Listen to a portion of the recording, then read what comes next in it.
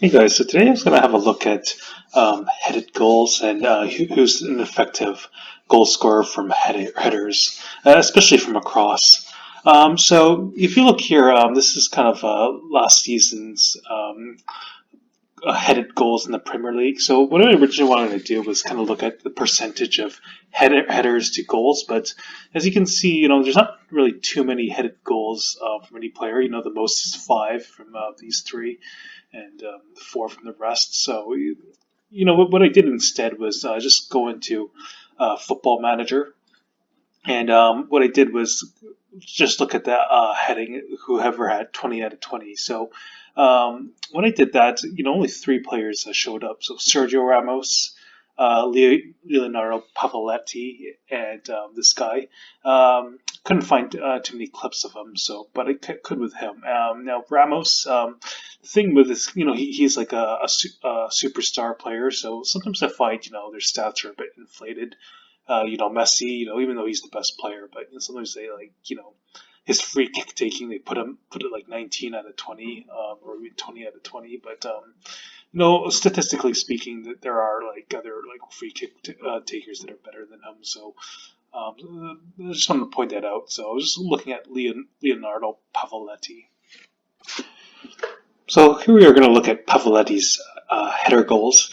Now again, not only have a 20 out of 20 header rating on Football Manager, but being a relatively unknown player, it's quite impressive to have be only one of three players to have that high of a stat on headers. So, you know, so he must be doing something right to have that stat show up. So here's his first header goal.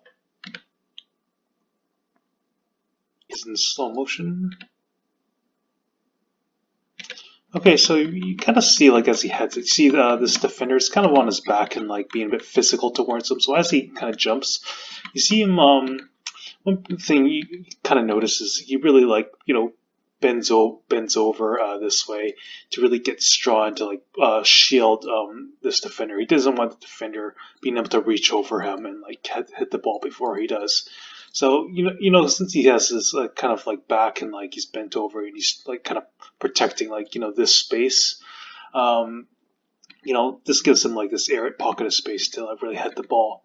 Now, one thing I do want to point out for all these header goals, I find a lot of times it's very easy to head it above the goal because you're coming from underneath.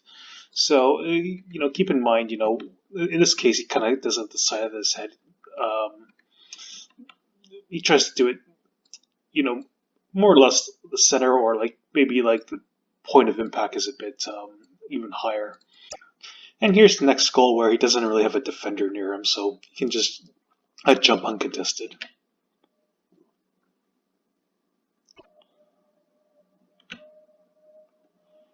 Okay, as you see, the ball goes towards downwards, so he heads the ball above the equator of the ball. So it's a little hard to see from this angle, but you see how he jumps. He jumps like straight in the air like this. Since there's no defender around him, he doesn't have to bend over, jump maybe at an angle and protect the pocket of space here. So here he is, just jumping up like this, and then turning his head as he hits the ball. You can already see that as he touches the ball, it's already heading down. You see, it's a little subtle to see here, but at this point, the ball does hit down at the moment he touches it. So, and here's a similar goal where he actually kind of puts his arm to the defender in front of him, but for protection. But he's not contesting it too heavily.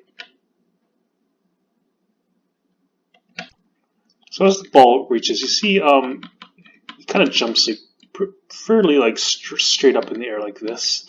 Um, he's not really running onto it, but you see kind of put his arm gets to the back or even the shoulder of the defender. Now it's kind of like a fine balancing line of protecting yourself for the header situation and drawing a foul, but I guess he just does enough where it's not a foul.